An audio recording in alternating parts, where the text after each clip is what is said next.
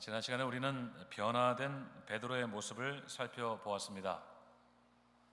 공회 앞에 서 있는 베드로는 분명히 이전과는 다른 모습이었습니다. 더 이상 죽음을 두려워하지 않는 담대함, 성령의 충만함, 그리고 자신이 보고 들은 것을 반드시 증언하겠다는 베드로의 확고한 의지는 그가 이전과는 완전히 다른 사람이라는 것을 보여주기에 충분했습니다. 베드로는 예수님을 만나면 사람이 어떻게 달라지는지를 보여주는 좋은 샘플이었습니다. 지난주 예배를 마치고 한 성도님께서 저에게 그런 말씀을 해주셨습니다. 우리 교회 모든 성도님들이 다 베드로처럼 되면 좋겠습니다. 그런 말씀을 해주셨어요. 크게 공감이 되는 말씀이었습니다. 달라지려고 애를 쓰고 또 써도 좀처럼 달라지기 어려운 우리에게 베드로는 큰 소망인 것이 분명합니다. 베드로처럼 다소 극단적인 성향을 가진 사람도 변화되었다면 우리도 달라질 수 있지 않겠습니까? 저는 우리가 그럴 수 있다는 분명한 소망이 있습니다. 왜냐하면 베드로가 스스로의 의지로 달라진 것이 아니기 때문입니다. 실패한 그를 찾아와 만나주신 그 부활의 주님의 은혜로, 그분이 주신 믿음으로, 그리고 그분이 부어주신 성령의 충만함으로 베드로가 완전히 달라지지 않았습니까? 베드로의 변화는 철저하게 주님이 하신 일입니다. 그의 변화는 사람의 의지나 노력의 결과물이 아니라 오직 주님의 의지와 일하심의 결과였습니다. 그렇게 본다면 우리도 충분히 달라질 수 있지 않겠습니까? 주님이 일하시면 우리도 충분히 달라질 수 있습니다. 주님이 우리에게 믿음을 주시면, 성령 충만을 주시면, 그리고 다시 우리에게 사명을 주시면 우리도 베드로처럼 새 사람이 될 줄로 믿습니다. 우리가 변화를 사모하는 마음으로 주님의 은혜를 구하면 주님이 우리를 찾아봐 주시고 우리를 만져주시고 우리를 새롭게 해줄 줄로 믿습니다. 아멘. 그래서 오늘은 베드로의 설교를 함께 살펴보려고 합니다. 주님의 은혜로 변화를 경험한 베드로가 우리에게 주는 메시지는 그의 살아있는 간증일 것이 분명합니다. 주님을 곁에서 보고 들었고 한때 크게 실패도 했었고 결국 회복한 베드로가 우리에게 남긴 메시지는 분명히 우리가 그리스도인으로서 사는 일에 정금 같은 교훈이 될 것입니다. 그런데 사실은요, 지난주일 예배 후에 또 다른 성도님께서 하신 말씀이 제가 이 본문을 선택하게 된 중요한 동기 중에 하나가 되었습니다. 그 성도님이 그런 말씀하셨어요. 베드로는 직접 주님을 만나서 그렇게 변화됐는데 우리는 주님을 직접 만나지는 못하는데요 라고 하셨어요. 맞는 말씀입니다. 우리는 주님을 직접 만날 수 없습니다. 진짜 타임머신 같은 것이 있어서 우리를 예수님 시대로 데려가지 않는 이상 우리는 직접적으로 그분을 만날 수가 없습니다. 어떤 분은 그렇게 말씀하실지도 모르겠어요. 부활하신 주님이 나를 직접 만나 주시면 나는 베드로보다 더 훌륭한 믿음의 사람이 될 수 있습니다. 여러분은 그분께 뭐라고 말씀하시겠습니까? 저는 아멘 그렇게 답하고 싶어요. 그리고 바로 그분을 선교지로 보내드릴 것 같습니다. 그런 마음이 있으시다면 이미 베드로처럼 쓰임 받으실 준비가 되신 것이라고, 그러니까 주저하지 말고 떠나시라고 그렇게 격려를 할 것 같아요. 하지만 아쉽게도 우리는 주님을 직접 만날 수는 없습니다. 그러나 반전이 있습니다. 우리에게는 주님을 직접 만난 사람들이 남겨놓은 기록이 있습니다. 사람의 생각이 아니라 성령의 감동으로 기록된 생생하고도 살아있는 증언들입니다. 그것이 바로 사도들이 기록한 복음서이고 또 각종 서신서들입니다. 그 중에서 베드로 전후서는 사도들의 리더였고 변화의 산 증인인 베드로가 남긴 증언입니다. 우리는 비록 물리적으로 주님을 만날 수는 없지만 주님을 직접 만나서 산전수전 공중전을 다 겪은 베드로의 증언을 통해서 우리 주님을 만날 수가 있습니다.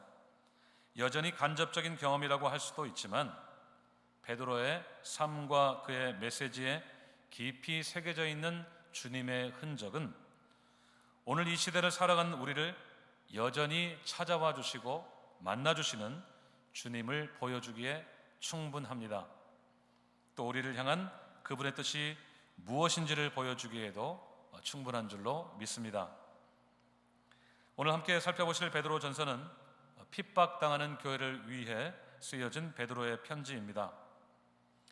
예수를 믿는다는 이유로 이미 핍박 가운데 있던 교회가 앞으로 겪게 될 더 큰 재앙에 가까운 이 핍박을 내다보면서 승리의 비결을 알려주는 베드로의 설교입니다. 특별히 장차 있게 될 주님의 재림이라고 하는 큰 주제를 바탕으로 하는 메시지입니다. 그래서 이 메시지는 마지막 때를 살고 있는 우리가 살아내야 될 삶의 모습들을 가르쳐주는 말씀입니다.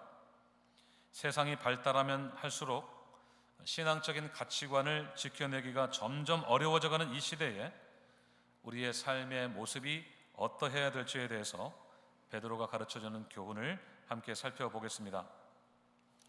오늘 설교의 제목을 보시면 마지막 때 라이프 스타일 이렇게 적혀 있는 것이 보이실 것입니다. 이 마지막 때를 사는 우리에게 있어야 될 모습들을 살펴보겠는데요. 오늘 살펴보실 모습은 바로 겸손입니다. 오늘 본문 6절의 말씀을 다 함께 읽겠습니다. 6절입니다. 시작. 그러므로 하나님의 능하신 손 아래에서 겸손하라. 때가 되면 너희를 높이시리라. 아멘. 오늘 베드로는 이 편지의 독자들에게 겸손을 당부하고 있는데요. 그가 이 권면하는 대상은 크게 두 그룹입니다. 하나는 리더의 그룹이고 또 하나는 따르는 사람들의 그룹입니다. 리더도 따르는 사람들도 다 겸손해야 된다는 말씀입니다. 먼저 1절부터 4절의 말씀은 당시 이 교회들을 섬기는 리더들에게 베드로가 주는 권면입니다. 1절을 보시면 베드로가 장로들에게 권한다고 했는데요. 여기서 이 장로는 교회의 지도자의 위치에 있는 사람들을 가리킵니다. 오늘날로 치자면 목회자라고 할 수도 있고 또 다스리는 권한을 가진 장로라고 할 수도 있습니다. 베드로는 그들과 함께 지도자의 위치에 있는 사람으로서 당부를 하고 있는데요. 하나님의 양무리를 섬기는 근본적인 원리가 바로 겸손인 것을 강조하고 있습니다. 2절을 보시면 그들을 돌보는 구체적인 방법을 몇 가지 제시하고 있는데요. 억지로 하지 말고 하나님의 뜻을 따라 자원하는 마음으로 하라고 했습니다. 그러니까 의무적으로 하는 것이 아니라 자발적으로 하나님이 원하시는 대로 기쁜 마음으로 성도들을 섬기라는 뜻입니다. 또 동시에 더러운 이득 때문에 하지 말라고 했습니다. 리더라고 하는 권한을 잘못된 동기를 충족하는 수단으로 삼지 말라는 뜻입니다. 하나님께서 맡기신 사명을 감당하고 싶어하는 순수한 동기로 맡겨진 리더십을 행사하라는 말씀입니다. 그리고 결정적으로 베드로는 리더들이 본이 되어야 한다고 했습니다. 3절 말씀을 다 함께 읽겠습니다. 본문 3절 시작. 맡은 자들에게 주장하는 자세를 하지 말고 양무리의 본이 되라. 아멘. 따르는 자들을 리더가 이끄는 방식에 대한 말씀입니다. 리더에게 주어진 권한을 남용하지 말고 그들에게 본이 되라고 하는 말씀입니다. 베드로는 지금 주장하는 리더십과 본이 되는 리더십 두 가지를 비교하고 있습니다. 자, 이 두 가지의 리더십 가운데 어떤 쪽이 더 간편하고 더 효과가 좋을까요? 주장하는 리더십일까요? 본이 되는 리더십일까요? 이제 다 믿음이 너무 좋으신데요. 즉각적인 효과로 치자면 주장하는 리더십이 가장 효과가 좋습니다. 그러니까 리더에게 주어진 힘이나 권한으로 사람들을 푸시하는 것이 훨씬 더 즉각적이고 쉬운 효과를 낼 수 있는 방법입니다. 그러니까 이런 거예요. 내가 리더니까 시키는 대로 하세요 라고 하는 식이죠. 반면에 본을 보이는 리더십은 어렵습니다. 그리고 효과도 매우 더딥니다. 제가 목회자로서 리더로서 가장 힘든 것이 바로 이 부분입니다.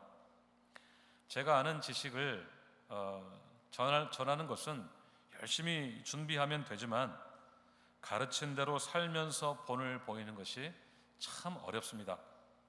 참 이상하게도 제가 어떤 주제로 설교를 하고 나면 하나님께서 제가 그 설교대로 사는지 시험해 보시는 때가 종종 있습니다.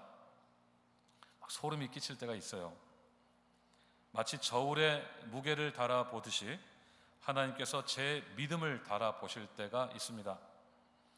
견고한 믿음을 가지라고 설교를 하고 나면 저의 믿음이 흔들릴 만한 일들을 만날 때가 있습니다. 또 내 이웃을 사랑하는 설교를 하고 나니까 정말 사랑하기 어려운 이웃을 만날 때가 있어요. 저희 윗집에서 가끔 그래요. 볼링공 떨어진 소리가 자꾸 나가지고 한번 가서 웃으면서 컴플레인 했던 적이 있습니다. 그런 경험이 종종 있습니다. 그럴 때면 제 속에서 옛사람이 자꾸 시동을 겁니다. 튀어나갈 준비를 막 하는 거예요. 그럴 때면 제가 어떻게 하겠어요? 참아야 하느니라. 너는 그리스도인이잖아. 너는 목사잖아. 하면서 마음을 다잡곤 합니다. 물론 모든 경우에 다 참지만은 않습니다. 꼭 해야 될 말이 있을 때 저는 최대한 감정을 걷어내고 얼굴 표정 관리 잘하면서 말하려고 노력을 합니다. 도로에서 운전하다가 갑자기 끼어드는 차가 있어도 저는 속으로 그런 생각을 합니다. 이 또한 지나가리라.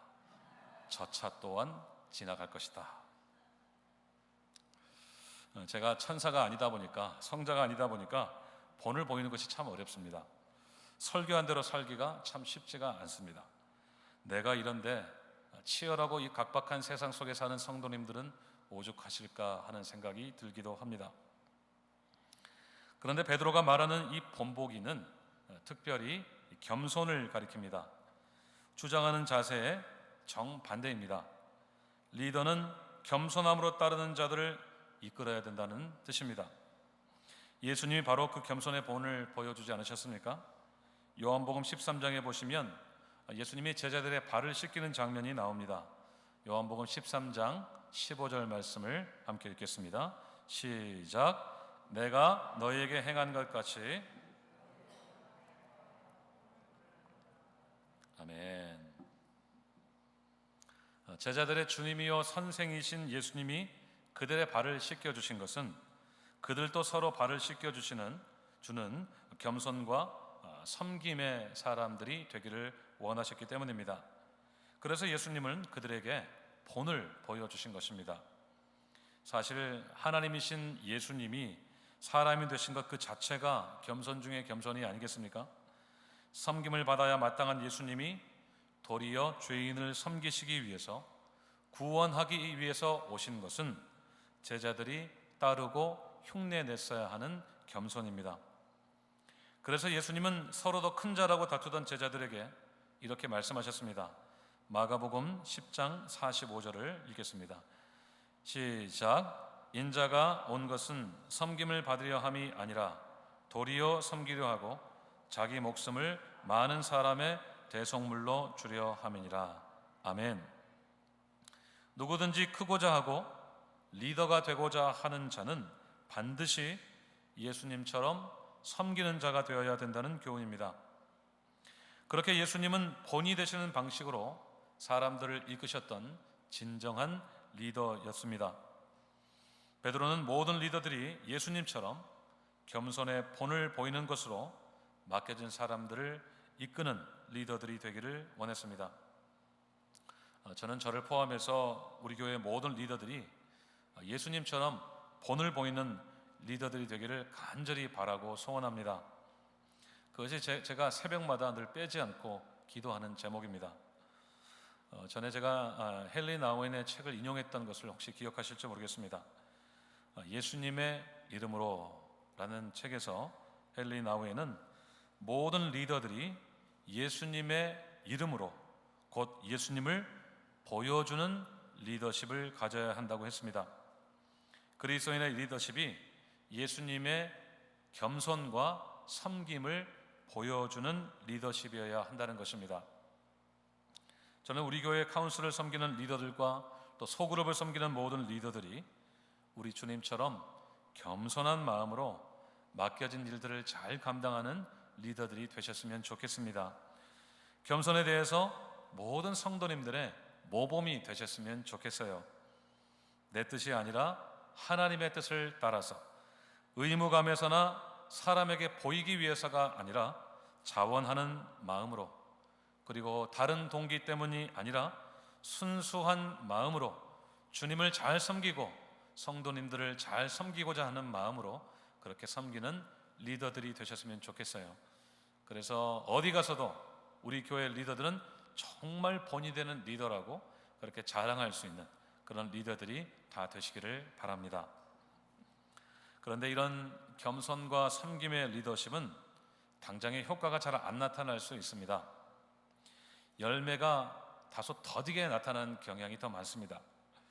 사람들이 또 카리스마가 없다고 불평할 수도 있어요. 예수님의 리더십이 바로 그 증거가 아닙니까? 예수님의 겸손과 섬김의 리더십이 당장에는 실패하는 것처럼 보였습니다. 예수님의 십자가 앞에서 3년 동안 열심히 훈련한 제자들이 다 도망쳐 버리지 않았습니까? 무기력하게 십자가에 돌아가신 예수님은 카리스마적인 리더십과는 상당히 거리가 있어 보이기까지 합니다.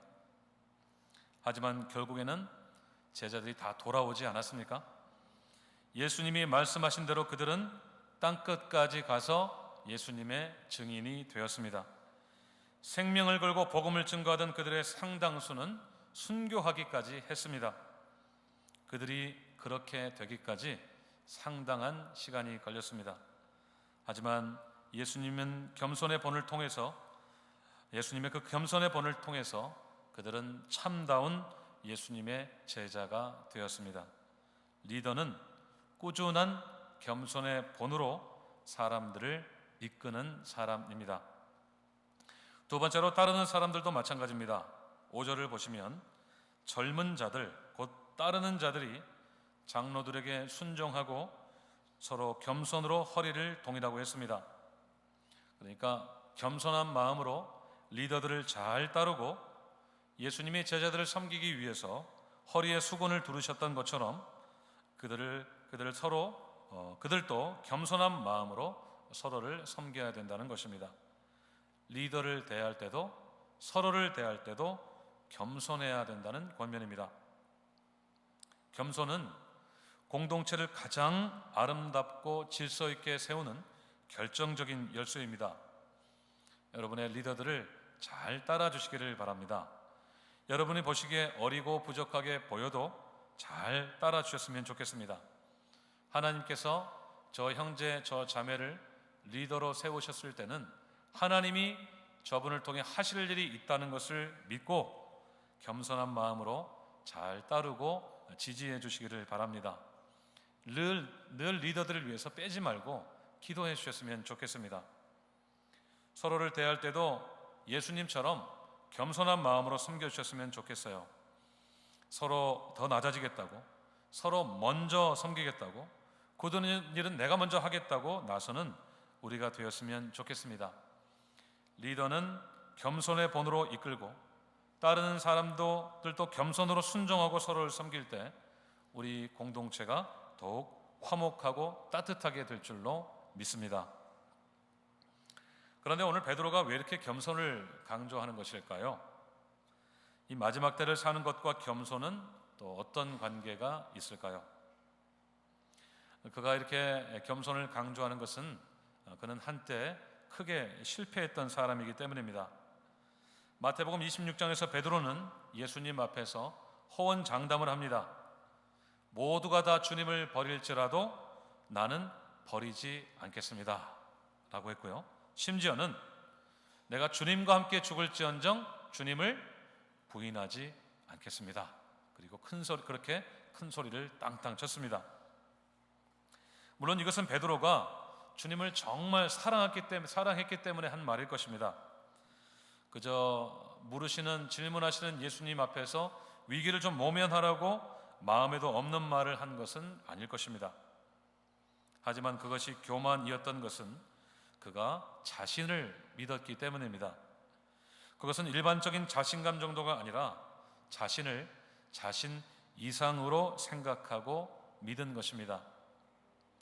교만의 정의가 바로 그것입니다. 교만은 자신을 자신 이상의 존재로 생각하고 믿는 것입니다. 베드로는 자신을 언제든지 실패할 수 있는 죄인 그 이상으로 생각했다가 결국 주님을 3번이나 부인하는 큰 실패를 맛본 사람입니다. 그러니까 교만했다가 망한 케이스입니다. 잠언 16장 18절 말씀 그대로입니다. 함께 읽겠습니다. 시작. 교만은 패망의 선봉이요 거만한 마음은 넘어짐의 앞잡이니라. 아멘. 베드로의 실패의 원인은 교만이었습니다. 자신이 한 말을 자신의 힘으로 지킬 수 있다는 지나친 믿음이 문제였습니다. 그 말들이 진심이었다고 할지라도 베드로는 자신을 믿지 말았어야 했습니다. 자신을 믿을 것이 아니라 그 말씀을 지킬 수 있는 힘을 주시는 주님을 믿었어야 했습니다. 하지만 안타깝게도 그는 자신을 믿었고 그것이 교만이 되어서 넘어지고 말았습니다. 결국 그의 거만한 마음이 큰 실패라고 하는 안타까운 결과를 낳고 말았던 것입니다. C.S. 루이스가 교만에 대해서 이런 말을 한 적이 있습니다. 사람들 가운데서 자신이 신실한 크리스찬이라고 말하면서 자기 주장이 강한 것을 넘어서 교만한 사람들이 종종 있다는 것입니다. 하나님을 믿는다고 주장하면서 또 신앙적으로 행세하기는 하지만 좀 과격한 표현인데요, 교만하기 짝이 없는 그런 분들이 있다고 하는 것입니다.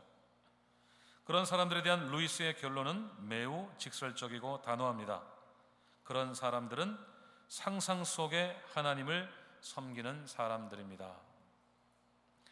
그들은 공공연하게 자신들이 하나님 앞에서 아무것도 아닌 사람인 것처럼 말하지만 실제로는 자신들이 상상 속에서 만들어 놓은 하나님이 자신을 다른 사람들보다 더 나은 사람이라고 생각한다고 믿는다는 것입니다. 실제 하나님은 안 그러시는데 모든 사람을 똑같이 존귀하게 여기고 사랑하시는데 하나님이 특별히 나를 더 사랑하시고 나를 더 귀하게 여기시고 나를 더 특별하게 보신다, 특별하게 나를 사용하신다고 보는 것입니다. 이런 신앙을 가리켜서 narcissistic faith, 자기 도취적인 신앙이라고 그렇게 부릅니다. 자신이 그러니까 최고라는 거죠. 그런 사람들은 결코 진정한 그리스도인이라고 불릴 수 없다고 하는 것이 루이스의 결론입니다.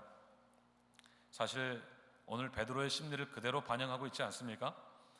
다른 사람들은 다 주님을 버릴지라도 자신은 그러지 않겠다고 했습니다.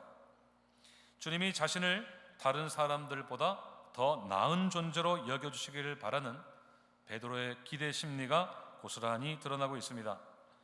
그것은 자신이 다른 사람들보다 훨씬 더 영적이고 신앙이 더 견고하기 때문에 결코 넘어지지 않을 것이라고 믿는 교만 그 자체입니다. 주님이 그가 그런 사람이라고 말씀하신 적이 없는데도 그는 주님의 마음을 지레짐작해서 자신을 자신 이상의 존재라고 믿었고 그것이 그를 실패하게 만든 것입니다. 그래서 오늘 베드로는 그렇게 겸손을 반복해서 강조하고 있는 것입니다. 자신의 교만 때문에 뼈저린 실패를 하고 나서야 겸손이 얼마나 중요한 것인가를 발견한 것입니다. 겸손이 무엇입니까? 겸손은 말 그대로 낮아짐을 의미합니다. 그 낮아짐은 막연하게 내가 부족하고 못난 사람이라고 하는 어떤 일방적인 자기 비하가 아니라 자신의 참된 모습을 정직하게 인정하는 태도입니다. 겸손이라는 뜻을 가진 히브리어 단어 아나라는 말과 거기에서 파생된 단어들은 고난, 가난, 허약함, 수치, 비천함, 그런 뜻들을 가지고 있습니다. 하나같이 누군가의 도움이 절실하게 필요한 상태를 가리키는 말들입니다. 신약적인 의미도 비슷합니다. 사회적으로 지위가 낮고 취약해서 누군가의 도움을 받지 않으면 스스로 설 수 없는 상태를 가리킵니다. 하나님 앞에서의 겸손이 바로 그것입니다.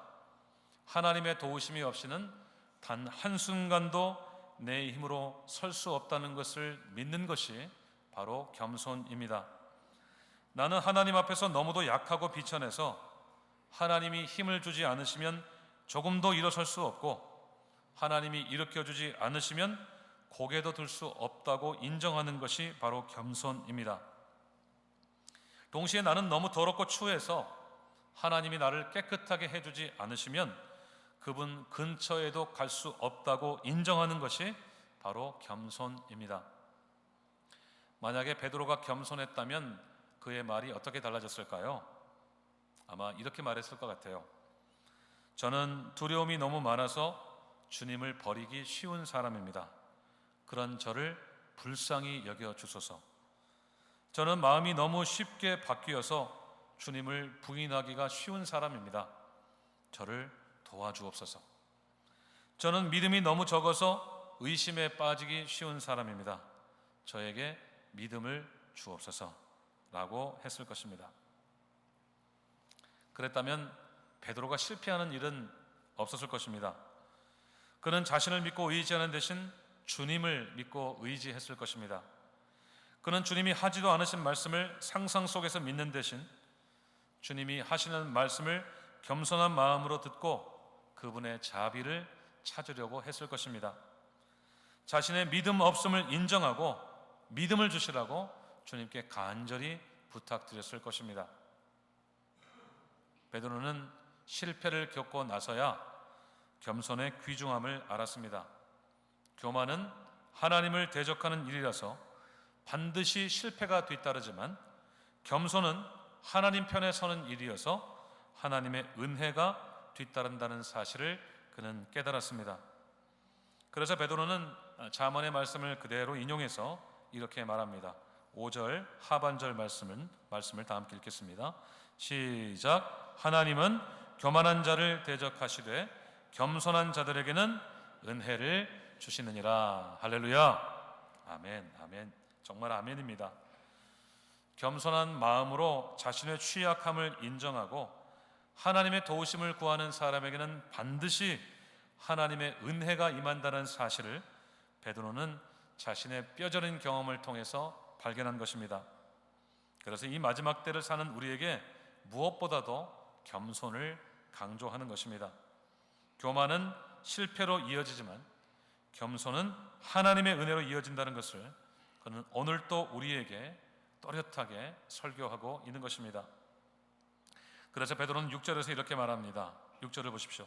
그러므로 하나님의 능하신 손 아래에서 겸손하라. 아멘.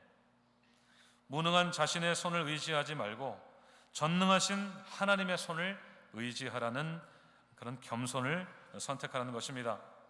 그래서 그들이 이미 당하고 있고 또 앞으로 당할 무시무시한 핍박을 하나님을 의지하는 겸손으로 승리하라고 하는 말씀입니다. 사랑하는 여러분, 우리도 베드로처럼 겸손의 사람들이 다 될 수 있기를 간절히 바랍니다. 우리 자신을 의지하지 말고 오직 하나님을 의지할 수 있기를 바랍니다. 하나님을 대적하는 교만을 선택하지 마시고 하나님 편에서는 겸손을 선택하는 우리 모두가 될 수 있기를 바랍니다. 나 자신이 만들어낸 상상 속의 하나님을 섬기는 것이 아니라 참되신 하나님, 겸손을 우리에게 본으로 보여주신 그 하나님을 겸손한 마음으로 섬기는 우리 모두가 되기를 간절히 소원합니다. 특별히 이 마지막 때에 우리의 라이프 스타일이 겸손이 되기를 간절히 소원합니다. 겸손은 결코 무능의 표시가 아닙니다. 그것은 나는 약하지만 하나님은 강하시다는 고백입니다. 나는 무능하지만 하나님은 전능하시다는 믿음의 확신입니다. 나의 힘으로는 믿음의 길을 걸어갈 수 없지만 주님이 주시는 힘으로 끝까지 믿음의 경주를 완수할 수 있다는 신앙의 고백입니다. 우리 하나님은 그 고백을 기쁘게 받으시고 그 위에 은혜를 쏟아 부어 주시는 분인 것을 꼭 기억하시기를 바랍니다.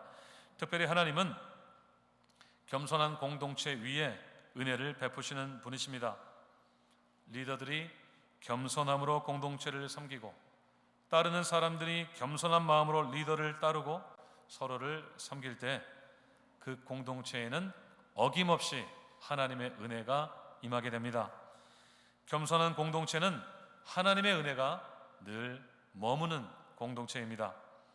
교만한 공동체가 결코 누리지 못할 은혜가 늘 겸손한 공동체에는 임하게 되는 것을 꼭 믿으시기를 바랍니다. 뿐만 아니라 겸손에는 하나님의 상급이 주어집니다. 4절에서 베드로는 겸손한 리더에게 영광의 관이 상급으로 주어진다고 했습니다. 목자장이 되시는 주님이 다시 오실 때 주님처럼 겸손함의 본으로 양물을 섬기는 리더들에게 시들지 않는 영광의 관을 주신다는 것입니다. 또 6절에서는 하나님의 능하신 손 아래에서 겸손한 모든 사람들은 하나님이 친히 높여주신다고 약속하고 있습니다. 사람이 자신을 낮추고 하나님을 온전히 의지하면 하나님이 직접 그를 높여주신다는 것입니다. 그것은 사람의 힘으로 노력으로 도달할 수 있는 존귀함, 그 이상의 존귀함이 될 것입니다. 말씀을 맺겠습니다. 이 마지막 때를 사는 우리의 라이프 스타일이 겸손이기를 간절히 원합니다. 겸손은 죄성을 가진 우리에게 참으로 쉽지 않은 것이지만 우리 자신의 약함과 무능함을 인정하고 주님의 강함과 전능하심을 인정할 때 주님이 보여주신 겸손의 삶의 태도가 될 수 있을 줄로 믿습니다. 우리 교회를 위해 앞에서 이끄는 리더도 따르는 분들도 겸손으로 옷을 입을 때 우리 공동체 위에 마르지 않는 하나님의 은혜가 늘 임하기를 주님의 이름으로 축원드립니다. 다 함께 기도하겠습니다.